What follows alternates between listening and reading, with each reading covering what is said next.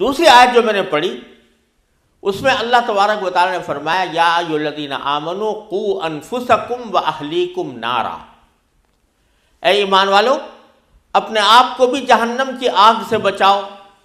اور اپنے گھر والوں کو بھی جہنم کی آگ سے بچاؤ۔ اس آیت میں اللہ تبارک و تعالیٰ نے انسان کے، ایک مسلمان کے لیے یہ بات واضح فرما دی کہ صرف خود ٹھیک ہو جانا کافی نہیں ہے کہ آدمی خود تو ٹھیک ہو گیا، اور اپنے گھر والے، اپنی اولاد اگر غلط راستے پر جا رہی ہے تو تمہاری ذمہ داری محض اپنے طور پر ٹھیک ہو جانے سے پوری نہیں ہوتی۔ بہت سے لوگ ایسے ہوتے ہیں کہ وہ خود تو دینی فرائض کے بھی پابند ہیں، نمازیں بھی جماعت سے پڑھتے ہیں، صف اول میں حاضر رہتے ہیں، لیکن اولاد کی طرف دھیان نہیں کہ اولاد کدھر جا رہی ہے، اس کو صحیح راستے پر رکھنے اور دین کا پابند بنانے کی طرف توجہ نہیں، اور اس کا نتیجہ یہ کہ اولاد جو ہے وہ اپنے ہاتھ سے نکلی جاتی ہے اور پرواہ نہیں کرتے لوگ۔ یہاں قرآن کریم نے ایک اور بات کی طرف اشارہ فرمایا ہے ان الفاظ کو استعمال کر کے۔ بعض مرتبہ ہم لوگ یہ کہہ کر فارغ ہو جایا کرتے ہیں کہ بھئی ہم کیا کریں، ہم نے اپنی اولاد کو بہت سمجھاتے ہیں، لیکن کیا کریں کہ اولاد مانتی نہیں، فہمائش کرتے ہیں، سمجھاتے ہیں، ہر طرح سے اس کو قائل کرنے کی کوشش کرتے ہیں، لیکن وہ مانتی نہیں۔ تو اب ہم کیا کریں، ہماری ذمہ داری تو اتنی ہے کہ سمجھا دیں۔ تو قرآن کریم نے فرمایا کہ اپنے آپ کو اور اپنے اہل و عیال کو آگ سے بچاؤ۔ اشارہ اس طرف ہے کہ اگر فرض کرو تمہاری آنکھوں کے سامنے آگ سلگ رہی ہے اور تمہارا کوئی بچہ اس آگ کی طرف بڑھ رہا ہے، تو کیا تم صرف اس کو زبانی سمجھانے پر اکتفا کر لو گے کہ زبانی طور پر کہتے ہیں نہ بیٹا اس طرف مت جانا، یہ تم جل جاؤ گے؟ اگر وہ ماں باپ حقیقتاً اپنی اولاد کا درد رکھتے ہیں تو محض زبانی فہمائش پر اکتفا نہیں کریں گے، بلکہ ان کو چین نہیں آئے گا جب تک کہ اس کو گود سے لے کر اس کو آگ سے دور نہ کر دیں۔ تو اس طرح قرآن کریم نے فرمایا کہ تمہارے دل میں جذبہ جس طرح کے دنیا کی آگ کے سلسلے میں ہوتا ہے کہ اگر اولاد آگ کی طرف بڑھ رہی ہو تو تم صرف زبانی سمجھانے پر اکتفا نہیں کرتے بلکہ آگے بڑھ کر اس کو اٹھا لیتے ہو، اسی طرح جہنم کی آگ کی طرف اگر اولاد بڑھ رہی ہے، گناہوں کی طرف، کفر کی طرف، شرک کی طرف، بددینی کی طرف، تو اس وقت بھی تمہیں چین نہیں آنا چاہیے جب تک کہ تم ان کو اس سے باز رکھنے کی اپنی پوری طاقت صرف نہ کر دو۔ تو محض ایک آدھ مرتبہ سمجھا دینا کافی نہیں ہے، بلکہ آپ کو ہمیں چین نہیں آنا چاہیے جب تک کہ ہم اپنی اولاد کو جہنم کی آگ سے بچانے کے لیے اپنی ساری طاقت خرچ نہ کر دیں، ساری قوت خرچ نہ کر دیں۔ تو اللہ تبارک و تعالیٰ نے یہ بہت بڑی ذمہ داری ہمارے اوپر عائد کی ہے، اور یہ ذمہ داری یہ ہے کہ ہمارے آباء و اجداد نے ہمیں ایمان کی دولت عطا کی۔ اللہ تعالیٰ کا فضل و کرم ہے کہ ایسے ماں باپ کے گھر میں پیدا ہوئے کہ جن کے نتیجے میں اللہ تعالیٰ نے ہم کو ایمان عطا فرمایا۔ اب اگر ہم اپنی آنے والی نسلوں کے لیے، اپنی اولاد کے لیے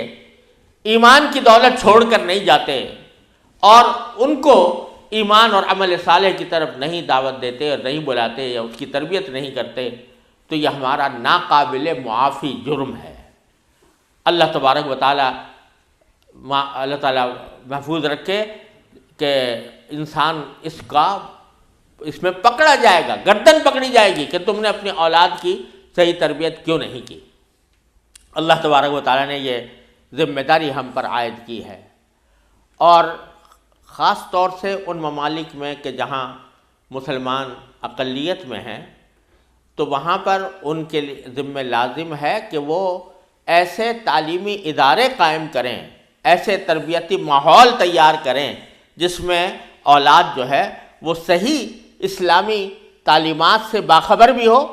اور ان تعلیمات پر عمل کرنے کا اس میں جذبہ بھی ہو اور وہ طریقہ بھی سیکھے۔ اللہ تعالیٰ کا فضل و کرم ہے کہ انگلینڈ میں بہت سے اسلامی اسکول قائم ہیں، بہت سے مدارس قائم ہیں۔ اللہ تعالیٰ کے فضل و کرم سے اب ان میں روز بروز اضافہ بھی ہو رہا ہے، لیکن معلوم ہوا تھا کہ اس علاقے میں اسکاٹ لینڈ میں ایسے انتظامات نہیں ہیں کہ جس میں اسلامی اسکول ہوں، جس میں بچے اپنے اسلامی ماحول کے اندر آ کر تعلیم حاصل کریں۔ دیکھیے، عالم بننا تو ہر ایک کی ذمہ داری نہیں ہے، ہر ایک کا فرض نہیں ہے کہ وہ ضرور عالم بنے پورا، یعنی پورا علم دین حاصل کرے، لیکن دین کی اتنی معلومات جو انسان کو مسلمان بننے کے لیے ضروری ہیں وہ ہر انسان کے ذمہ فرض عین ہے، اور مسلمان کی ذمہ داری ہے کہ اپنی اولاد کو اتنے علم سے اس کو آگاہ کرے۔ سارے دنیا کے جو مضامین اور علوم ہیں، وہ چاہے حساب ہو، چاہے سائنس ہو، چاہے جغرافیہ، جو جتنے بھی علوم دنیا کے اندر رائج ہیں وہ سب پڑھائیں، لیکن پڑھانے کے ساتھ ساتھ ان کو دین کی بنیادی معلومات ان کو ہونی چاہیے، اور ان کی تربیت ایسی ہونی چاہیے کہ وہ ان دینی معلومات کے اوپر عمل کرنے کے قابل ہوں۔ یہ ہر انسان کی بہت بڑی ذمہ داری ہے، اور میں سمجھتا ہوں کہ یہ مسلمانوں کی ان ممالک میں موت و حیات کا مسئلہ ہے۔ فرض عین ہے مسلمانوں کے ذمہ کہ ایسے ادارے قائم کرنے کی اپنی پوری کوشش کریں۔ یہ جو بعض مرتبہ یہ سمجھتے ہیں کہ ہم نے شام کے اوقات میں بچے کو کہیں بھیج دیا اور اس نے کچھ تھوڑی سی مکتب کی تعلیم حاصل کر لی، یہ ہرگز کافی نہیں ہے۔ یقیناً یہ نہ ہونے سے بہتر ہے، لیکن یہ کافی نہیں ہے، اس لیے کہ ایک بچہ جو 8 گھنٹے جو کچھ پڑھ کر آیا ہے، جس ماحول میں پڑھ کر آیا ہے، آپ شام کے وقت میں اس کی چھٹی پر قبضہ کر کے، چھٹی کے اوقات پر قبضہ کر کے آپ اس کو کچھ اور پڑھانا چاہیں تو وہ اس کے لیے، اس کے ذہن کے لیے، اس کی نفسیات کے لیے کافی نہیں ہو سکتا۔ لہذا مسئلے کا حل صرف یہ ہے کہ مسلمان اپنے تعلیمی ادارے قائم کریں اور اپنے تعلیمی اداروں کے اندر اپنے مسلمان بچوں کو تمام مروجہ علوم پڑھائیں، اس میں اعلیٰ معیار کے طریقے سے پڑھائیں، لیکن اس کے اندر اسلامی معلومات بھی ہوں اور دینی تربیت کا بھی انتظام ہو۔ یہی واحد حل ہے اپنی آئندہ نسلوں کو اللہ بچائے مرتد ہونے سے بچانے کا، اللہ بچائے بے دین ہونے سے بچانے کا۔ واحد راستہ یہ ہے کہ ایسے تعلیمی ادارے قائم ہوں۔ جہاں نہیں ہیں تو پوری کمیونٹی اس کی ذمہ دار ہے، اور